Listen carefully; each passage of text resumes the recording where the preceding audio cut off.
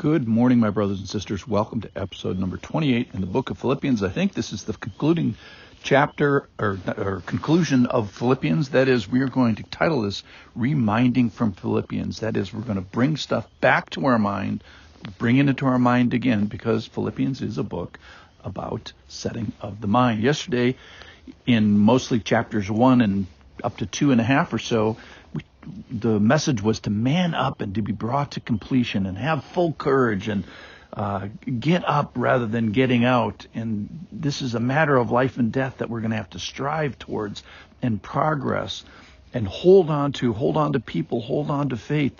And how are we going to do this? It's like an impossible task. Well, 2:5 tells us we're supposed to have the mind of Christ. What kind of mind is that? Oh boy, that's the one who, though he was in form of God, didn't count equality with God to be a thing to be grasped. He made himself nothing, taking on the form of a servant, being born in the likeness of men, and being found in human form. He humbled himself. It's one of humility. So we learned that yesterday that we had to man up. How do we do that? By bowing down, by giving up our stinking thinking, by changing our thoughts and standing before God in sort of a brave way. So Philippians is a book about setting our minds, and in here he reminds us to set our minds like Christ. So therefore, in 2:12, therefore, my beloved, as you have always obeyed, not only in my presence, but much more in my absence, work out your salvation with fear and trembling, for it is God who works in you, both to will and to work. So in the context of Christ's example, in the context of humility, we are supposed to be active, working out our salvation with fear and trembling, and know that God is working at us, and he is working. So what he asks us to do, he's going to help us. And where he sends us, he's going to meet us. He is pleased with this activity of us working on changing our minds and having him change our minds. 2:16. Hold fast to the word of the Lord. Don't run in vain. I didn't run in vain, and I didn't run away. Verse 19 in chapter 2.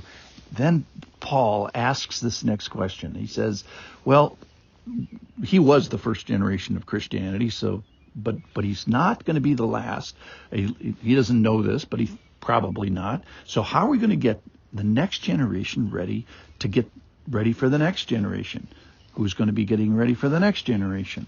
Well, that question is answered by a man named Timothy. So if you are not specifically pouring your life into someone else's spiritual life, who's 20 years maybe younger than you,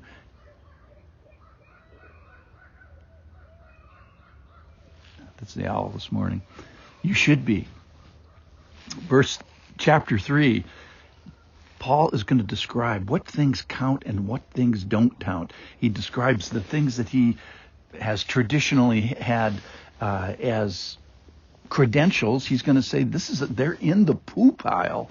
They're in the manure pile. We told the story about the bike racer that crashed into this massive pile of poo, and Paul kind of says, well, that's all my old accomplishments. So what does he treasure? And here it is be found in him. It's one of the things that I keep coming back to in the book of Philippians. The nuclear power plant is one thing. That's what Christ did in chapter 2, the kenosis, the giving up, the humility. The other one is just this tender section where he says, be found in him. So when righteousness is tallied up, you want to be found in the Lord. When death needs to be conquered, you want to be found in him. When grief washes over us, be found in him. When we wonder what of life is of value, we should be found in him. When circumstances are hard and something happens, as he said to him, and it was bad, be found in him. And he says in this other part of this story in 3:9, I press on, or this is 3:12, I press on because Jesus has made me his own. And the touching part of this is this love story with you at the center of this. I am borrowed from the Song of Solomon. I am my beloved's, and my beloved is mine. But that same concept that he is, we are supposed to be found in him because he's made us our own, made us his own. And then 3:15, again, back to this big theme about think this way. Let those of us who are mature think this way. And if anything you think otherwise, God will reveal it to you.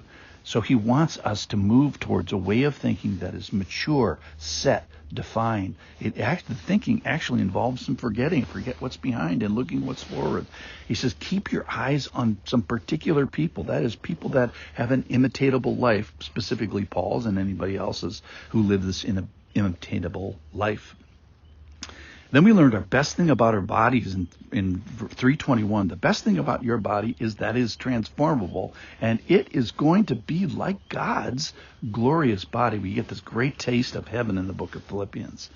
And then finally in chapter 4, we're supposed to be like-minded in conflict resolution. So is conflict a mark of your church? Probably, if it's made up of people. Philippians is a book about setting our minds in a certain way. And specifically here, having the same mind of Christ when we're in conflict, the mind of conflict resolution. Let's agree in the Lord. And again, this tender thing, remember the Lord is at hand. So let's be reasonable and don't be anxious. 4:6, be anxious for nothing. Don't be anxious about anything. And when we suffer, you've heard the term, I suffer with anxiety. Well, that's not supposed to be the end of the conversation. That's supposed to be the beginning of the conversation. We're supposed to have a mind that's directed toward God, a desperate pleading God, requesting of the Lord. And we're supposed to have a disposition of thankfulness. We're supposed to fill our minds with certain things after we get rid of the anxiety. What is honorable and pure? He lists 8 different things. And then Paul, we find him that he learns something. He learns to be content. Why? Because he set his mind. He's doing sort of this mind control. So what's driving Paul's bus of his mind is not his circumstances, but it's this attitude of mind control towards the Lord. And then in 17, prosperity gospel is not prosperous enough. It's not generous enough. It misses the person of God, the pleasure of God, participation in his ministry and the people of God. And then he ends Philippians with, be glory from this acre, from the land that I occupy, for this person and from this place, from this mind be glorified. So this is what Philippians is reminding us of. Thank you for listening.